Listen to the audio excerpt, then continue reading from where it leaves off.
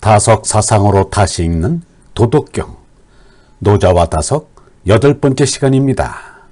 오늘은 제5장 천지불인, 천지불인을 말씀드리겠습니다. 경애하는 얼번 여러분, 도덕경 제5장은 이러합니다. 천지불인, 하늘과 땅은 어질지만은 않다. 이 만물이 주고 온갖 것을 꼴개로 생각한다. 성인불인, 거룩한 사람은 어질지만은 않다. 이 백성이 주고 사람들을 꼴개처럼 버려둔다. 천지지간, 하늘과 땅 사이는 기유탁 약호, 그 커다란 풀무와 같구나. 허이불굴, 텅 비었는데 쭈그러들지 않고 동이유출, 움직여 바람이 심히 나온다. 다원삭궁, 말이 많으면 자주 막힌다. 불여수중, 풀무처럼 속을 비워 지킴만 갖지 못하다. 천지불인이라고 했으나 천지 뒤에는 하느님이 계십니다. 그래서 이 사람들은 하느님을 천지신명이라고 불렀습니다. 이 사람들은 천신지신을 따로 받들기도 하였으나 그것은 유치한 신관에 지나지 않습니다. 유와 무를 합한 유일불이의 하느님이 계실 뿐입니다. 창세전에 하느님 한 분이 존재하였고 이제도 하느님 한 분이 존재하시고 종말 뒤에도 하느님 한 분이 존재하십니다. 하느님 밖에는 아무것도 없습니다. 모든 것은 하느님의 부속물로 있을 뿐입니다. 유영문은 말하였습니다. 우리는 눈에 보이는 것에서 눈에 보이지 않는 것, 하느님을 생각해야 한다. 우리는 현상 속에서 산 우주가 지니고 있는 생명의 율동을 느껴야 한다. 하늘에 머리를 두고 있는 인간은 하늘을 쳐다보며 우주에서 생명의 고동을 느끼면서 살라는 것이다. 예수는 말하기를 너희 중에 아들이 빵을 달라는데 돌을 줄 사람이 어디 있으며 생선을 달라는데 뱀을 줄 사람이 어디 있겠느냐. 너희는 악하면서도 자기 자녀에게 좋은 것을 줄 줄 아는데 하물며 하늘에 계신 너희의 아버지께서야 구하는 사람에게 더 좋은 것을 주시지 않겠느냐 라고 하였습니다. 그러나 불인을 원망하는 이들이 적지 않습니다. 귀리 부인이 소녀 때 어머니가 폐기력으로 죽게 되었습니다. 소녀 귀리는 어머니를 살려달라고 하느님께 눈물을 흘리며 간절히 호소하였습니다. 그런데 그의 어머니는 기어이 숨을 거두었습니다. 그 뒤로 귀리 부인은 하느님에 대한 신앙을 버렸습니다. 사르트르는 제2차 세계대전 당시 전장에서 독일군의 총탄에 전우들이 쓰러지는 것을 보고 하느님은 없다고 생각하게 되었습니다. 어느 여대생은 심장 판막증으로 22세의 나이에 세상을 떠났습니다. 그는 일기장에 심장이 터지는 듯한 고통을 참기 어렵다고 적으면서 하느님을 미워한다고 하였습니다. 어느 여류 소설가는 갑작스런 아들의 죽음이 슬퍼서 하느님을 죽이고 싶었다고 쓴 일기장을 공개하였습니다. 20세기에 들어 중국 탕산 지역의 대지진, 이란 카스피해 연안의 대지진, 인도 마하라슈트라주의 대지진, 일본 고베의 대지진으로 몇천 명에서 몇만 명씩 일시의 생매장을 당하였습니다. 아프리카에서는 큰 가뭄으로 사람들이 굶어 죽어가는데 방글라데시 등지에서는 대홍수로 수천 명의 사람들이 물에 빠져 죽습니다. 이것이 하느님의 사랑인가? 어미 거북은 몰래 애딴 선물의 톱에서 밤을 새우며 구덩이를 파고 수많은 알을 낳습니다. 어미 거북은 새끼를 기르기는커녕 만나보지도 못합니다. 그래서 알을 낳는 어미 거북이 눈에는 눈물이 흐릅니다.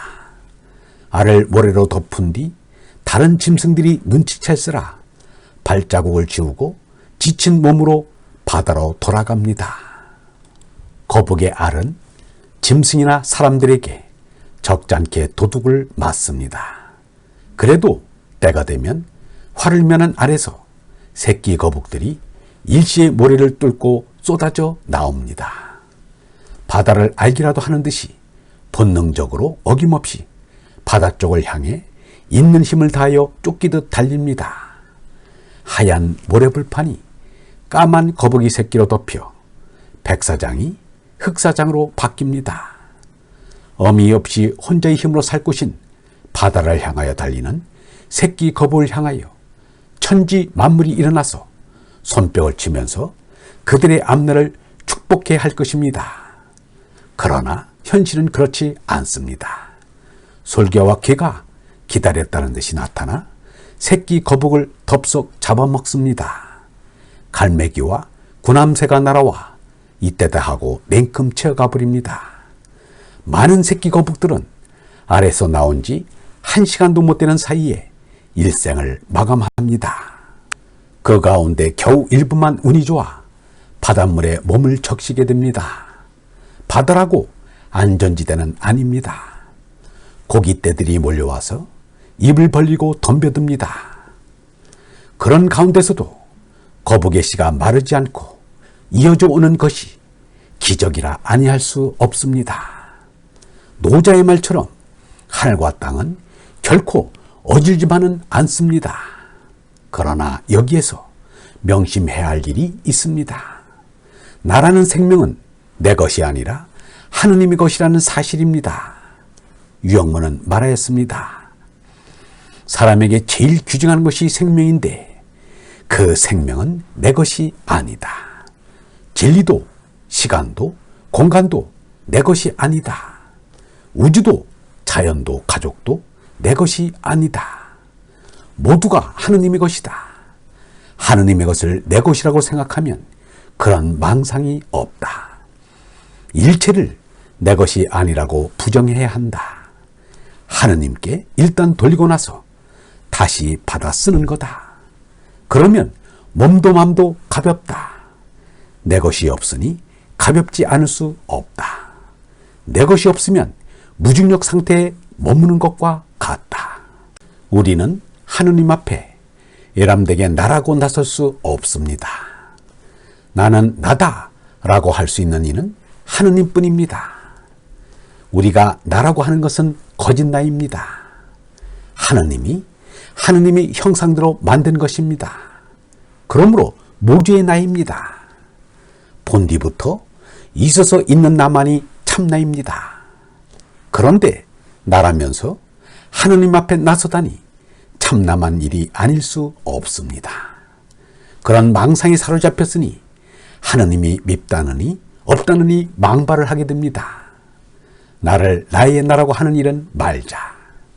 그것은 생명을 횡령하는 일입니다. 그것은 도둑이 도둑질한 물건을 나의 것이라고 우기는 것보다 더 웃기는 일입니다.